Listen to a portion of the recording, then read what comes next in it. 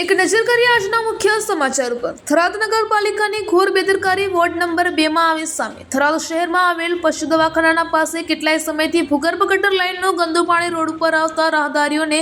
ચાલવા માટે મુશ્કેલીનો સામનો કરવો પડી રહ્યો છે અને જેમાં આ ભૂગર્ભ ગટર લાઇનની આજુબાજુ અનેક આમ પ્રજાના ઘરો આવેલા છે અને આ ભૂગર્ભ ગટર લાઇનના ગંદા પાણીના કારણે રોગચાળો થવાની ભીતિ સેવાઈ રહી છે અને આ ભૂગર્ભ ગટર લાઇનના ગંદા પાણીના કારણે રોગચાળો